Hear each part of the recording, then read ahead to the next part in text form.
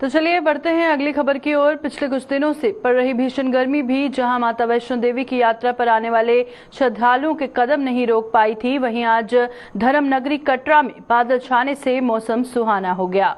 देश के अलग अलग राज्यों से कटरा पहुंचे श्रद्धालुओं को मानो की जैसे मुंह मांगी मुराद मिल गई और वो इस मौसम का जमकर लुत्फ उठाते दिखे। मां वैष्णो देवी के आधार शिविर और भवन में भले ही इस समय बेइंतहा रश तो नहीं देखा जा रहा, अलबत्ता यहां श्रद्धालुओं के पहुंचने का सिलसिला बदस्तूर जारी है, जो श्राइन बोर्ड द्वारा उनकी सहूलियत के लिए किए गए इंतजामों की तारीफ करते नहीं थक रहे। और मैं यहाँ पे सेकंड बार आई हूँ और यहाँ की फैसिलिटी बहुत अच्छी है। यहाँ के रूट्स वगैरह बहुत अच्छे हो चुके हैं। मैं सबसे यही बोलूँगी कि ना आप लोग भी यहाँ पे आए, माता जी के दर्शन करें हैं। और बहुत अच्छी यहाँ की साफ सफाई भी है। और जो श्रद्धालु 3 साल से अपने घर में बैठे हुए हैं कोरोना की वजह से, मैं चाहूँगी माता रानी के आके दर्शन करें, उनके दर्शन प्राप्त करें और जय माता दी के द्वार पे आए जरूर आए। मैं यही बोलूँगी कि हम जब वहाँ से जयपुर से रवानगी ली थी, बहुत मौसम में चेंजिंग है और यहाँ का मौसम बहुत अच्छा है। कोई इतनी ज़्यादा गर्मी भी नहीं है, इतनी सर्दी भी नहीं है, ठीक है। लोग श्रद्धालु आराम से अपने श्रद्धा से ही यात्रा सफल कर सकते हैं और आ सकते हैं, ऐसी कोई दिक्कत वाली बात नहीं है। यहाँ पे मौसम बहुत ही अच्छा बन रहा है, सुहाना है, बहुत ही बारिश वाला मौसम हो रहा है। हमारे तो बागे खुल गए, बहुत अच्छा मौसम है, बहुत अच्छे दर्शन होंगे। साफ सफाई बिल्कुल एकदम बढ़िया हो गए, रोड भी क्लीन है, बिल्कुल साफ सफाई में पहले से बहुत ज़्यादा वो करा गया है। बिल्कुल फैसिलिटी बहुत सारी की गई है, बहुत फैसिलिटी है इस बार।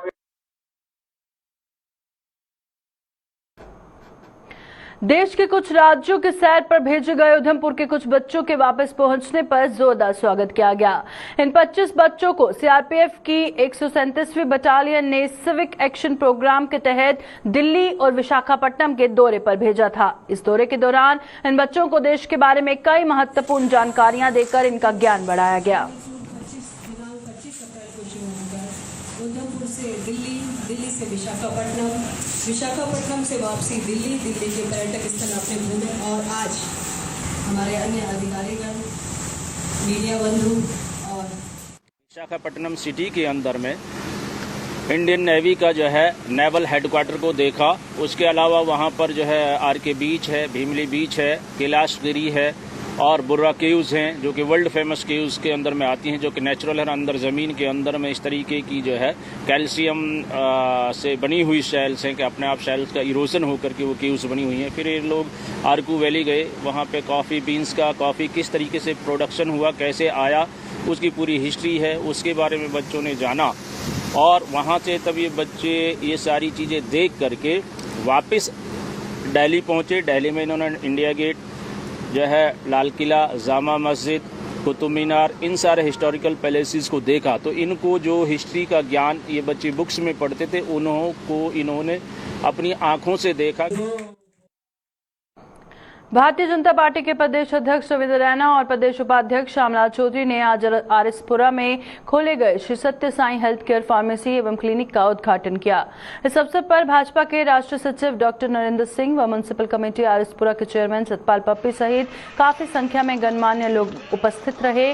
और इस मौके पर भाजपा के प्रदेश अध्यक्ष रविंद्र रैना ने श्री सत्य साई हेल्थ केयर के मालिक विक्रम शर्मा तथा उनके पूरे परिवार को मुबारकबाद दी और कहा कि आरएसपुरा क्षेत्र में इस तरह की पहली क्लिनिक खोलने से लोगों को काफी लाभ मिलेगा। उन्होंने कहा कि आरएसपुरा एक ग्रामीण क्षेत्रों में रहने वाले लोगों को भी बेहतर स्वास्थ्य सुविधाएं मिल सकेंगी।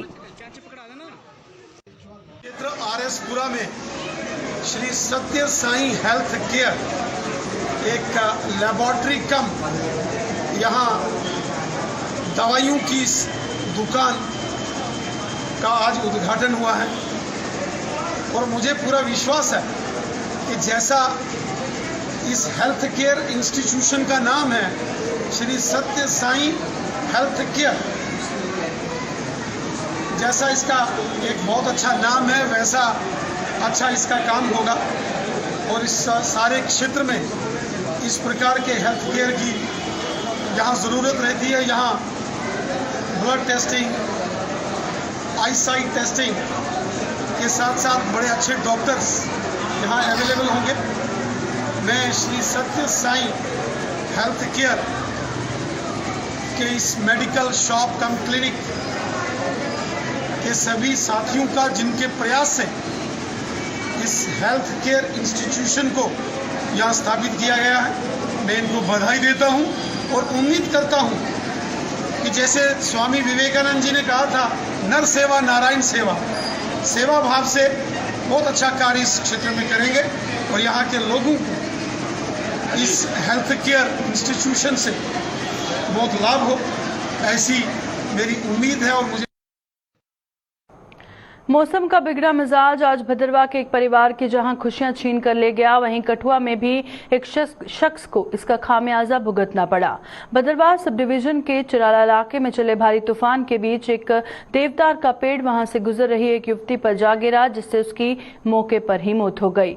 मृतका की पहचान 18 वर्षीय काजल देवी पुत्र सतीश कुमार निवासी शनि गांव के रूप में की गई है और जानकारी के मुताबिक काजल और उसका भाई लकड़ियां इकट्ठी करने जा रहे थे कि अचानक देवदार का एक पेड़ उस पर जा गिरा, जिसमें उसकी जान चली गई। उधर कठुआ के नगरी इलाके में लेखराज नाम का एक शख्स आसमानी बिजली की चपेट में आकर बुरी तरह झुलस गया और इसे इलाज के लिए जिला अस्पताल में भर्ती करवाया गया। सुबह कोई 8:30 बजे का वाकया है।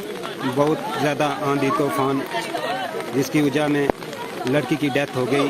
काजल देवी डॉटर ऑफ सतीश कुमार, जो कि ये इधर लकड़ी के लिए आई थी, जो कि इसके साथ इसका छोटा ब्रदर, छोटा लड़का भी था इसके साथ में एक। और जब पेड़ गिरने लगा हवा की तूफान की वजह से, तो वो लड़की उसके पेड़ के नीचे आ गई, जिसकी ऑन स्पॉट डेथ हो गई। ये लेखराज जी हैं, हमारे चाचा जी हैं।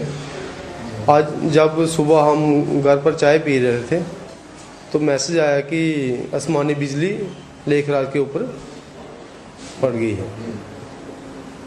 वो घर के बाहर पीपल का पेड़ था, उसके नीचे बैठे थे, वो बिजली उनके ऊपर पड़ गई। हमने मोटरसाइकिल लिया, हम घर की तरफ भागने लगे, पता लगा कि हॉस्पिटल चले गए। हम प्रशासन से यही मांग करते हैं कि लेखराज की हेल्प की जाए।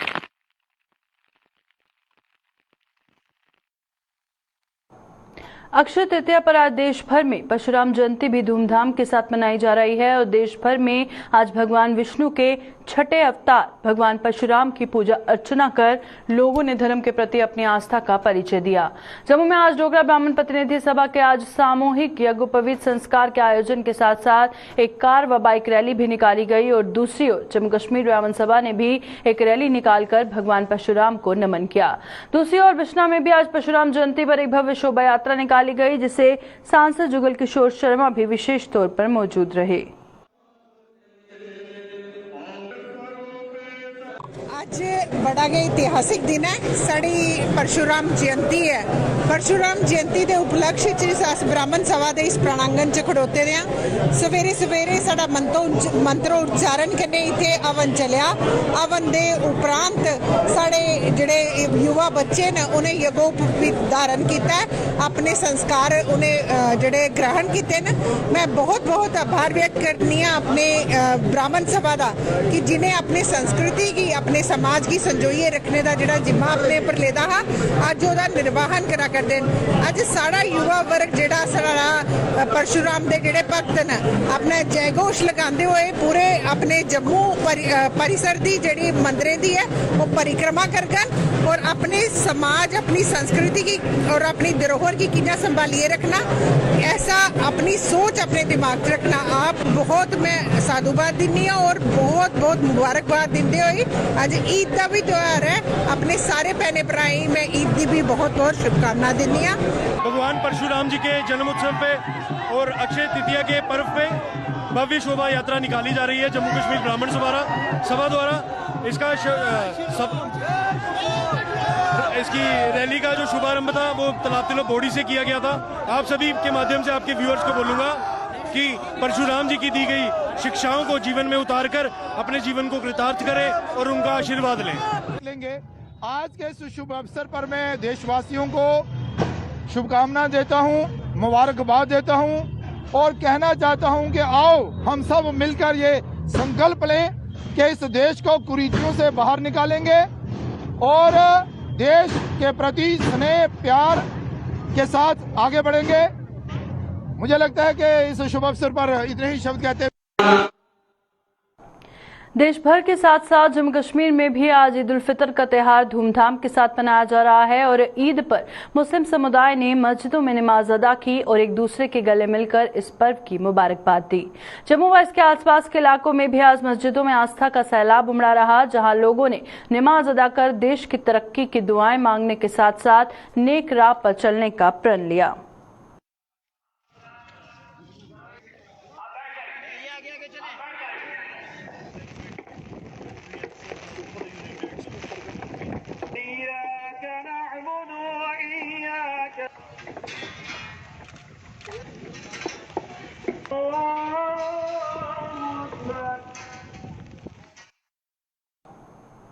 अभी के बुलेटिन में फिलहाल इतना ही। दीजिए इजाजत। नमस्कार।